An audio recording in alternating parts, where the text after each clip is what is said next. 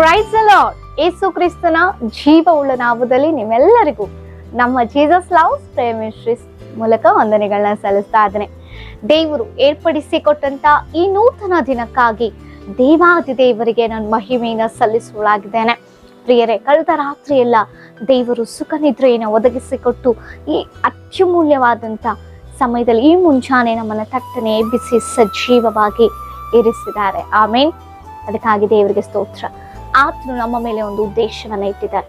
ಆ ಉದ್ದೇಶವನ್ನು ನೆರವೇರಿಸಲಿಕ್ಕೆ ಈ ಒಂದು ದಿನಗಳನ್ನ ನಮಗೆ ಸಮಯಗಳನ್ನ ಒದಗಿಸಿ ಕೊಡ್ತಾ ಇದ್ದಾರೆ. ಹಾಗಿದ್ರೆ ದೇವರು ಈ ದಿನ ತನ್ನ ಉದ್ದೇಶವನ್ನ ತಿಳಿಸ್ಕೊಳ್ಳಿಕ್ಕೆ ನಮಗಾಗಿ ಏರ್ಪಡಿಸಿಕೊಟ್ಟಂತ ವಾಗ್ದಾನ ವಾಕ್ಯವನ್ನ ನಾವು ಧ್ಯಾನಿಸೋಣ.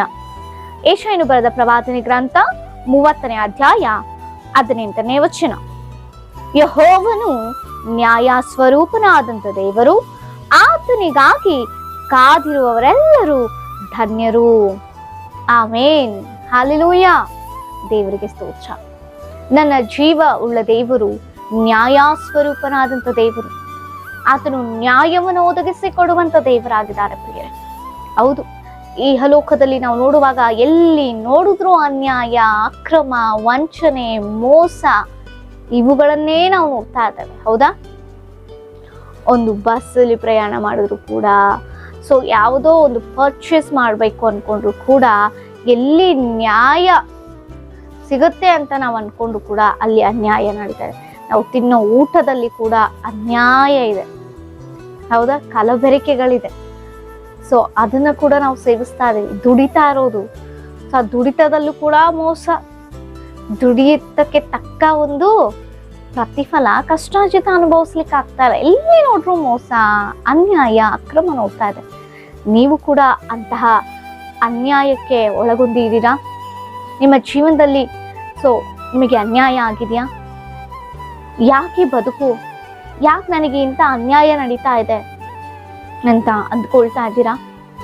ಅದೇ ನನ್ನ ದೇವರು ತಿಳಿಸ್ತಾ ಇದ್ದಾರೆ ಮುಂಚಾನೆ, ಯೆಹೋವನು ನ್ಯಾಯ ಸ್ವರೂಪನಾದಂತ ದೇವರು. ನಿಜವಾಗಿಯೂ ನಿನ್ನ ಜೀವನದಲ್ಲಿ, ನನ್ನ ಜೀವನದಲ್ಲಿ ನಿನಗಾದಂತ ಅನ್ಯಾಯಕ್ಕೆ ಬದಲಾಗಿ ನ್ಯಾಯ ಸಿಗ್ಬೇಕು ಅಂತ ಹೇಳೋದಾದ್ರೆ ನಾವೇನ್ ಮಾಡ್ಬೇಕಂತೆ ಪ್ರಿಯರೇ? ಅದೇ ವಾಕ್ಯದಲ್ಲಿ ವಾಗ್ದಾನ ನೋಡ್ತಾ ಇದ್ದೇವೆ. ಆತನಿಗಾಗಿ ಕಾದಿರೋವರೆಲ್ಲರೂ ಧನ್ಯರಾಗ್ತಾರೆ. ಅನ್ಯಾಯಕ್ಕೆ ಬದಲಾಗಿ ನ್ಯಾಯವನ್ನ ಕಂಡುಕೊಳ್ತಾರೆ, ಹೊಂದಿಕೊಳ್ತಾರೆ. ನಾವು ನೋಡ್ತಾ ಇದ್ದೇವೆ ಅನೇಕ ಫೇಕ್ ಕೇಸ್ಗಳನ್ನ ಹಾಕಿ ಅನ್ಯಾಯವಾಗಿ ಅನೇಕರನ್ನ ಸಿಕ್ಕಿಸ್ತಾ ಇದ್ದಾರೆ. ಚಿಕ್ಕ ಚಿಕ್ಕ ವಿಚಾರಕ್ಕೂ ಕೂಡ ಅನ್ಯಾಯವಾಗಿ ಕೇಸ್ ಮಾಡ್ತಾ ಇದ್ದಾರೆ. ಎಷ್ಟು ಜನರು ಇಲ್ವಾ ಪ್ರಿಯರೇ? ಈ ವಾಗ್ದಾನವನ್ನ ನೋಡ್ತಾ ಇರುವಂತ ನೀವು ಪ್ರಿಯ ಸಹೋದರ ಸಹೋದರಿಯೇ, ನಿನ್ನ ಕುಟುಂಬದಲ್ಲಾಗಿರ್ಬೋದು, ನಿನ್ನ ಜೀವನದಲ್ಲಾಗಿರ್ಬೋದು, ನಿನಗೆ ಅನ್ಯಾಯ ಆಗಿಲ್ವಾ? ನೀನ್ ಯಾವತ್ತೂ ನೆನೆಸಿಲ್ವಾ ನನಗೆ ಅನ್ಯಾಯ ಆಗಿದೆ, ನ್ಯಾಯ ಹೇಗೆ ಅಂತ? ಅದಕ್ಕಾಗಿ ದೇವರು ಈ ಮುಂಜಾನೆ ನೊಟ್ಟಿಗೆ ಮಾತನಾಡ್ತಾ ಇದ್ದಾರೆ. ನ್ಯಾಯಕ್ಕಾಗಿದ್ರು ನೋಡ್ತಾ ಇದೆಯಾ? ಹಾಗಾದ್ರೆ ಏನ್ ಮಾಡ್ಬೇಕು? ನ್ಯಾಯ ಬೇಕಾದ್ರೆ ಮನುಷ್ಯರ ಬಳಿ ಹೋದ್ರೆ ಸಿಗುತ್ತಾ? ಮನುಷ್ಯರು ನಮಗೆ ನ್ಯಾಯ ಕೊಡ್ತಾರ ಪ್ರಿಯರೇ? ಅಧಿಕಾರಿಗಳು ನಮಗೆ ನ್ಯಾಯ ಕೊಡ್ತಾರ? ನಾವು ಅಂದ್ಕೊಳ್ತಾ ಇದೀವ ನಮಗೆ ನ್ಯಾಯ ಸಿಗುತ್ತೆ ಅಂತ? ಮನುಷ್ಯರು ಅಧಿಕಾರಿಗಳಾದ್ರೂ ಅವರು ಮನುಷ್ಯರೇ. ಹೌದಾ? ಜಡ್ಜ್ಗಳಾದ್ರೂ ಅವರು ಮನುಷ್ಯರೇ. ಸಂಬಂಧಿಕರು ಅವ್ರ ಬಳಿ ಹೋದ್ರೆ ಏನೋ ನ್ಯಾಯ ಸಿಗುತ್ತೆ ಅಂತ ಅನ್ಕೊಂಡು ಅವರು ಮನುಷ್ಯರೇ. ಮನುಷ್ಯರ ಸ್ವಭಾವವೇ, ಎಲ್ಲಾದ್ರೂ ಒಂದು ಅನ್ಯಾಯ ಮಾಡ್ತಾನೆ ಇರ್ತಾರೆ. ನಿನಗೆ ನಿಜವಾದ ನ್ಯಾಯ ಬೇಕಂದ್ರೆ ನೀನೇನ್ ಮಾಡ್ಬೇಕು? ದೇವರನ್ನ ಕಾದುಕೊಳ್ಬೇಕು. ಹೇಗೆ ಕಾದುಕೊಳ್ತೀಯ ಆಗಿದ್ರೆ ದೇವರನ್ನ? ಪ್ರಿಯ, ಒಬ್ಬ ಮನುಷ್ಯನನ್ನ ಒಂದು ಕಾರ್ಯಕ್ಕಾಗಿ, ಒಂದು ಕೆಲಸಕ್ಕಾಗಿ ನಾವು ಎದುರು ನೋಡ್ತಾ ಇದ್ದೇವೆ, ಕಾಯ್ತಾ ಇದ್ದೇವೆ ಮನುಷ್ಯನಂತ ಅಂತ ಹೇಳೋದಾದ್ರೆ ಯಾವುದರ ಮೂಲಕವಾಗಿ ಕಾಯ್ತೇವೆ ಪ್ರಿಯರೇ? ಏನು ಉದ್ದೇಶ ಇದೆ ನಮಗೆ? ಆ ಮನುಷ್ಯನ ಮೇಲೆ ಒಂದು ನಂಬಿಕೆ. ಹೌದಾ? ಆ ಮನುಷ್ಯನು ಬರ್ತಾನೆ, ಅದಕ್ಕೆ ನಾನು ಕಾದುಕೊಂಡಿರ್ತೇನೆ ಎಂಬುದಾಗಿ. ಅದೇ ರೀತಿಯಲ್ಲಿ ನೀನು ದೇವರು ನನಗೆ ನ್ಯಾಯ ತೀರಿಸ್ತಾರೆ, ಆತನು ನ್ಯಾಯ ಸ್ವರೂಪನು ಎಂಬುದಾಗಿ ಯಾವಾಗ ನೀನು ನಂಬಿಕೆಯಿಂದ ಕಾದುಕೊಳ್ತೀಯೋ ಆಗ ನಿನಗೆ ನ್ಯಾಯ ಸಿಗುತ್ತೆ. ಇದುವರೆಗೂ ಅನೇಕ ಮನುಷ್ಯರನ್ನ ನೀನು ನಂಬಿದ್ದಾಯ್ತು. ಹೌದಾ? ಇವಾಗ ಆಲೋಚನೆ ಮಾಡಿ ಯಾರನ್ನ ನಂಬ್ಕೋಬೇಕು ಅಂತ. ನಂಬಿದಾಗ ದೇವರ ಕಾರ್ಯಗಳನ್ನ ನಾವು ನೋಡ್ತೇವೆ. ನಿಜವಾಗ್ಲೂ ಆತನ ಮೇಲೆ ನಂಬಿಕೆ ಇದೆಯಾ? ನಂಬಿಕೆ ಇದ್ರೆ ದೃಢವಾಗಿ ಕಾದುಕೊಂಡೋದಾದ್ರೆ ಖಂಡಿತವಾಗಿಯೂ ನ್ಯಾಯ ತೀರಿಸುವಂತ ದೇವರು. ಆಮೇನ್. ನನ್ನ ದೇವರು ನ್ಯಾಯವಂತನು, ನ್ಯಾಯ ಸ್ವರೂಪನು.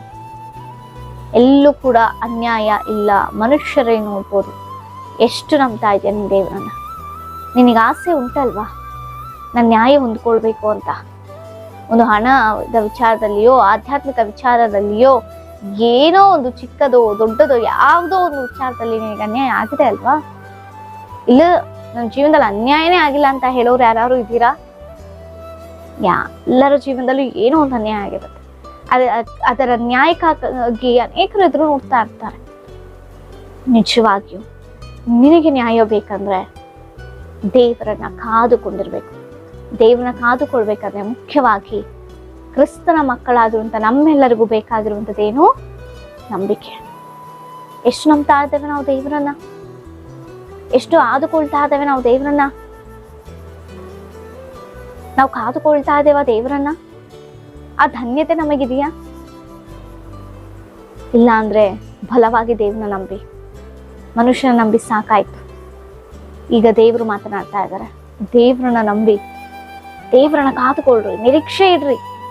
ಖಂಡಿತವಾಗಿಯೂ ತಕ್ಕ ಸಮಯದಲ್ಲಿ ದೇವರು ನಿಮಗೆ ನ್ಯಾಯ ಸ್ವರೂಪನಾಗಿ ನ್ಯಾಯವನ್ನು ಒದಗಿಸಿಕೊಡುವಂತ ದೇವರಾಗಿದ್ದಾರೆ. ಆಮೇನ್, ಹಾಲೆಲೂಯಾ. ನೀವು ನಂಬ್ರಿ, ನಾನು ನ್ಯಾಯವನ್ನು ಹೊಂದಿಕೊಂಡಿದ್ದೀನಿ.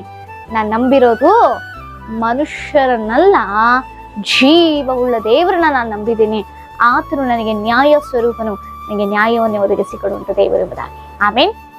ಸೊ ಯಾರ್ಯಾರು ಯಾವ್ಯಾವ ಸ್ಥಿತಿಗಳಲ್ಲಿ ಅನ್ಯಾಯವಾಗಿ ನಿಮ್ಮ ಜೀವಿತದಲ್ಲಿ ಅನ್ಯಾಯಗಳು ನಡೆದಿದೆಯೋ ಅವರೆಲ್ಲರ ಜೀವಿತದಲ್ಲಿ ದೇವರನ್ನು ನ್ಯಾಯವನ್ನು ಒದಗಿಸಿಕೊಡ್ಲಿಕ್ಕೆ ಹೋಗ್ತಾ ಇದ್ದಾರೆ. ದೇವರ ವಾಕ್ಯದ ಮೂಲಕ ನಿಮ್ಮೆಲ್ಲರನ್ನ ಆಶ್ವಸಿಸಲಿ, ಬಲಪಡಿಸಿ ನಡೆಸಲಿ.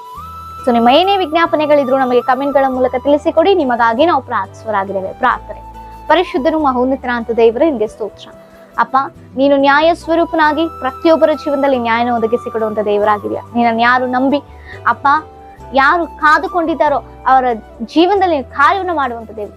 ಇವಾಗ ನೋಡ್ತಾ ಪ್ರತಿಯೊಬ್ಬರಲ್ಲಿ ಒಂದು ಕಾದುಕೊಳ್ಳುವಿಕೆಯನ್ನ ಅಪ್ಪ, ಒಂದು ನಂಬಿಕೆಯನ್ನು ಹುಟ್ಟಿಸಿ ನಡೆಸು, ಆಲೋಚಿಸುವಂತೆ ಮಾಡಿ, ಸಹಾಯ ಮಾಡಿ. ಯೇಸುವಿನ ನಾಮದಲ್ಲಿ ಬೇಡಿದೆಲ್ಲವನ್ನು ಹೊಂದಿದ್ದೇವೆ ಪರಲೋಕದ ತಂದೆಗೆ. ಆಮೇನ್. Praise the lord.